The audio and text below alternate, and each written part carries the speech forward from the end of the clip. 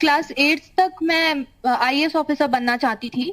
और फिर क्लास 9 से मतलब एम्स दिल्ली के बारे में मैंने पढ़ा और जाना, तो फिर वहीं से मतलब मेरा डाइवर्जन हो गया कि मुझे एम्स दिल्ली में जाना है और डॉक्टर बनना है। मेरे पेरेंट्स का एम आई ऑडिबल? या बिल्कुल बिल्कुल आकांक्षा, आपकी आवाज बिल्कुल साफ आ रही है। एम्स दिल्ली में फिर मतलब कि इट बिकेम माई ड्रीम कि मुझे जाना है और आगे मतलब न्यूरो सर्जन बनना और लोगों की हेल्प करनी है। तो मम्मी पापा का एक्सट्रीम सपोर्ट था, मतलब बहुत ही ज्यादा उनका सपोर्ट और गाइडेंस रहा है। बट प्रॉब्लम्स काफी थी, क्योंकि क्लास 9-10 में मतलब मेरा जो घर है वो कुशीनगर में है और मेरा जो कोचिंग है वो गोरखपुर होता था। तो मुझे 70 किलोमीटर ट्रैवल करना पड़ता था बाई बस। तो मम्मा मुझे बस स्टैंड पे छोड़ते थे, रात में 9-10 बज जाते थे, तो 9-10 बजे मैं वापस घर आती थी। बट उसको एक चैलेंज की तरह मैंने लिया था कि करना है। एक ड्रीम अगर अपना बड़ा रखा है तो अपने आप से एनर्जी अंदर से आ जाती है उस चीज को अचीव करने के लिए। और पेरेंट्स हमेशा सपोर्ट करते थे। बाकी मेरे आइडल है नरेंद्र मोदी, तो उन्होंने भी जो मतलब अचीव किया है इतनी छोटी जगह से निकल के, तो उनको मैं ध्यान में रखती थी। और दूसरा, पेरेंट्स का बहुत सपोर्ट था। फिर 11th-12th में मैं दिल्ली चली गई। दिल्ली में मैंने प्रगति पब्लिक स्कूल से स्कूलिंग की है और वहीं पे मैं आकाश इंस्टीट्यूट से पढ़ी हूँ। तो धीरे धीरे मतलब प्रॉब्लम्स होती थी, बट मतलब कंस्टेंट एफर्ट लगाती थी। 8 to 10 hours of self study daily करती थी, सारे डाउट्स अपने क्लियर करती थी, टीचर से हेल्प लेती थी। तो धीरे धीरे हो गया सारा करके और फिर आ गए मार्क्स। मतलब 9-10th में तो मतलब स्कूलिंग होती थी, स्कूल से मैं घर आती थी तो फिर मैं बस से बाय बस जाती थी, कोचिंग करती थी। रात में 9-10 बज जाते थे। उसके बाद से आती थी तो मैं 2-3 घंटे अपनी सेल्फ स्टडी करती थी, फिर मैं सो जाती थी। ये मेरा 9-10th में था। 11th-12th में मैं दिल्ली में शिफ्ट हो गई। तो वहां पे तो स्कूलिंग होती थी मेरी। उसके बाद से मतलब हमारी जो कोचिंग की क्लासेस होती हैं वो क्लासेस में करती थी। और उसके बाद से जितना भी टाइम बचता था मैं वो सेल्फ स्टडी में डिवोट करती थी। फिजिक्स, केमिस्ट्री, बायोलॉजी, इंडिविजुअल हर सब्जेक्ट को टाइम लिमिट में नहीं बाउंड करती थी कि इतने देर में पढ़ना है। जितना तब तक एक टॉपिक पूरा कंप्लीट नहीं हो जाता उसको पूरा करती थी। हर बुक जितना भी पॉसिबल है, एनसीईआरटी से डिफिकल्ट लेवल तक हर तरह से मैंने कवर किया है। सारे पैकेजेस और जितने प्रैक्टिस पेपर्स हैं मैं सब सॉल्व करती थी। और दूसरा, मेरे को गाने सुनने बहुत पसंद है। मैं अरिजीत सिंह के गाने बहुत सुनती हूँ, तो वो मैं मतलब रिफ्रेशमेंट के लिए सुनती थी। दूसरा, अगर मैं ज्यादा बोर होती थी तो फिर मतलब अपने फ्रेंड्स के साथ डिस्कशन कर लेती थी। और यूट्यूब पे मैं मतलब संदीप माहेश्वरी मोटिवेशनल स्पीकर हैं जो, तो उनको मैं काफी सुनती हूँ। तो यूट्यूब पे मैं उनकी वीडियोस भी काफी देखती थी इंस्पिरेशन के लिए। तो मतलब मैं उनको ये कहना चाहूंगी कि मतलब हमेशा अपने ड्रीम्स और अपने एस्पिरेशंस बड़े रखो। ये मत सोचो कि छोटे जगह से है तो अचीव नहीं कर सकते। हमेशा अपने एस्पिरेशंस को बड़ा रखो तो एनर्जी भी उतनी ज्यादा आती है उस चीज को करने के लिए। और उसके लिए जितना भी एफर्ट आपको लगाना पड़ रहा है, मतलब जितना भी हार्डवर्क आपको लगाना पड़ रहा है, गो अहेड, डू इट, क्योंकि एक दिन आपको उसका रिजल्ट जरूर मिलेगा और बहुत अच्छा मिलेगा। तो अपने आप को कभी लिमिट मत करो, always do it. Proper strategy बनाओ with smart work along with hard work will definitely pay you the result. मेरे लिए सबसे बड़ी प्रॉब्लम ये थी कि क्लास 10th तक मतलब मेरे स्कूलिंग मतलब उतनी अच्छे से नहीं हो पाई थी, जितने मतलब उतना ज्यादा मैंने पढ़ा नहीं था कंटेंट। और 11th-12th में जब मैं गई तो मतलब जो स्टूडेंट्स थे वहाँ पे काफी अच्छी जगह से पढ़ के आए थे, तो उनको काफी चीजें आती थी पहले से। तो वो चीज मुझे मतलब मेरा बहुत लैग कर रहा था। तो शुरू में मुझे बहुत टाइम लग जाता था एक एक चैप्टर को कंप्लीट करने में मुझे, क्योंकि मुझे प्रैक्टिस ज्यादा करनी पड़ती थी और समझने में टाइम भी ज्यादा देना पड़ता था। तो मुझे एक टॉपिक करने में बहुत टाइम लगता था। तो वो चीज मेरे लिए काफी बड़ा ऑब्स्टिकल था, बट उसको मैंने चैलेंज की तरह लिया और कंस्टेंटली अपना एफर्ट और लगाती गई। और बाकी जो भी गलतियां होती थी अपनी मिस्टेक से मैं सीखती थी, डाउट्स अपने सारे क्लियर करती थी। टीचर्स का बहुत सपोर्ट था, तो टीचर्स मतलब बिल्कुल सारे डाउट्स मेरे क्लियर करते थे। दूसरा, मॉक पेपर्स और प्रीवियस ईयर के पेपर्स मैं सॉल्व करती थी रेगुलरली। और अटेम्प्ट मतलब देखती थी कि मेरा मतलब ग्राफ कैसे जा रहा है, ऊपर जा रहा है, नीचे जा रहा है। अगर नीचे जा रहा है तो मतलब क्या कर सकते हैं जिससे वो इंप्रूव हो। ऐसा नहीं था कि हमेशा मेरा इंप्रूव ही करता था, मतलब कई बार मेरे मार्क्स कम भी आते थे, तो हमेशा पेरेंट्स मोटिवेट करते थे कि नहीं तुम कर सकते हो। तो उसको एक चैलेंज की तरह लेके जो भी गलतियां हुई हैं उससे इंप्रूव करते हुए आगे बढ़ते गए।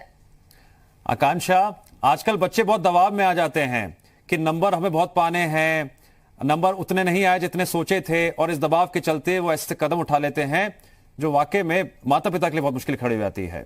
आप ऐसे माता पिता को भी और बच्चों को भी क्या संदेश देना चाहती हैं? क्योंकि आपकी जिंदगी में एक बात देखने को मिल रही है कि आपने बहुत फाइट की है, चुनौतियों को पार किया है और कोई प्रेशर बिल्टअप नहीं होने दिया कभी भी।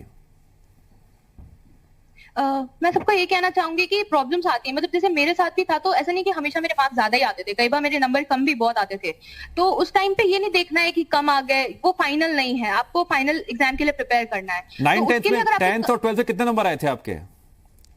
10th में मेरे 97.6% थे और 12th में 96.4% थे, सीबीएसई।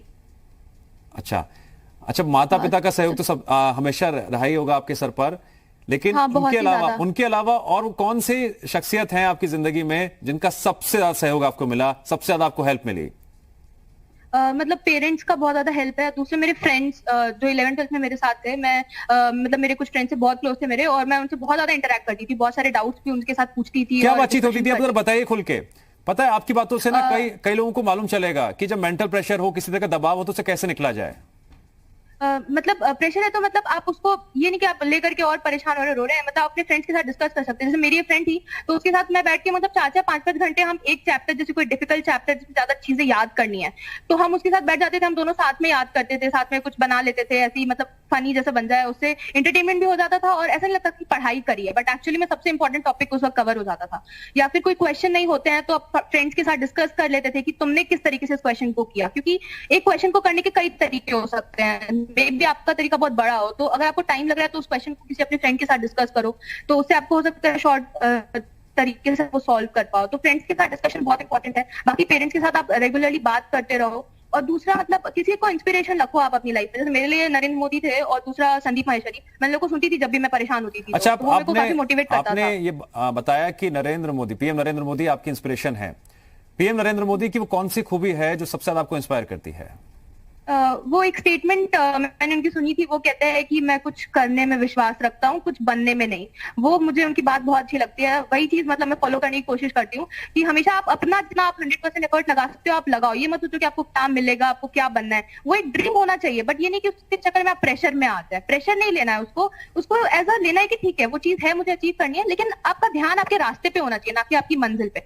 तो आपको मंजिल अपने आप मिल जाएगी। तो वो चीज मुझे नरेंद्र मोदी की बहुत अच्छी लगती है। बाकी वो बहुत छोटी जगह से है, और उसके बाद भी उन्होंने जो लेवल अचीव किया है, जो किया है, वो मतलब बहुत ही बड़ी बात है। तो वो चीज मुझे बहुत इंस्पायर करती है उनकी। आकांक्षा, आपकी मम्मी खुद एक टीचर हैं। उन्होंने आपको ऐसा कौन सा सबक सिखाया बचपन से जिसका सबसे ज्यादा असर आपकी जिंदगी पर पड़ा। मम्मा मतलब मुझे हमेशा से मतलब एक फाइटर जैसा बनाना चाहती थी। मतलब कि बहुत ज्यादा विल पावर्ड और डिटरमाइंड होना अपने गोल के लिए, कि मतलब बिल्कुल भी डेविएट नहीं होना, चाहे कुछ भी होता है। मतलब डेविएशन इतना है, सोशल मीडिया है इतना सारा है, तो मेरा कोई सोशल मीडिया कोई अकाउंट भी नहीं है, कहीं पे भी नहीं हूँ मैं, इंस्टा कहीं पे भी।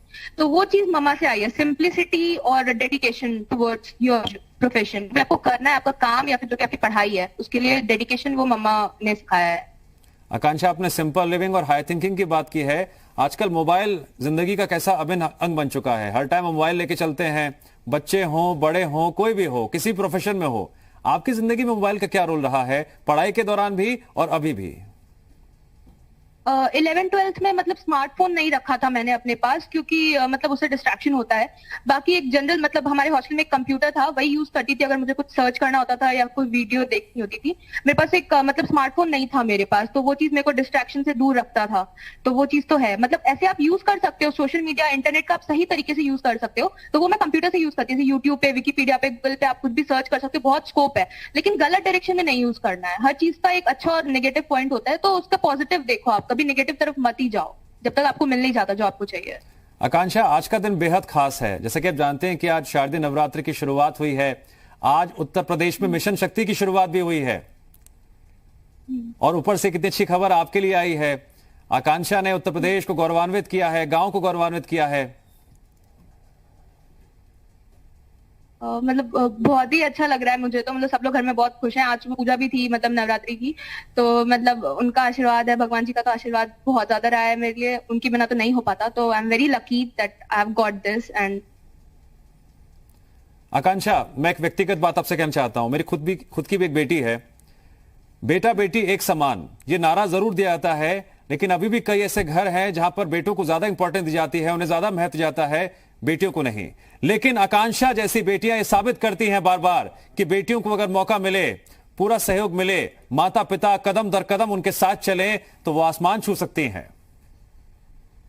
बिल्कुल। मतलब इसमें पेरेंट्स का मेरे बहुत बड़ा इंपॉर्टेंट रोल है। उन्होंने कभी डिस्क्रिमिनेट तो किया ही नहीं कि लड़का है कि लड़की है। उन्होंने तो ये था कि मतलब कुछ भी है उसको पढ़ाना है। हमेशा ये रहता था उनका कि जो भी उसको जिस भी प्रोफेशन, जो भी उसको काम करना है, उसमें वो हमेशा सपोर्ट करते थे, पूरे तरीके से सपोर्ट करते थे। मतलब 9th-10th में मैं आपको बताऊं तो मतलब मम्मा मुझे बस स्टॉप ड्रॉप करने जाती थी, लेने आती थी। और 11th-12th में पापा ने एयरफोर्स से रिटायरमेंट सिर्फ मेरे साथ रुकने के लिए ले ली। वो मेरे साथ 2 साल रुके थे पूरा। तो मम्मी पापा का बहुत इंपॉर्टेंट रोल होता है। तो मैं सबसे ये कहना चाहूंगी कि चाहे बेटा और बेटी दोनों कर सकते हैं, और दोनों के अंदर इक्वल पोटेंशियल है। और आजकल तो हर फील्ड में इतना अच्छा गर्ल्स कर रही हैं, तो आपको चांस जरूर देना चाहिए। वो आपको जरूर प्राउड फील करवाएंगी।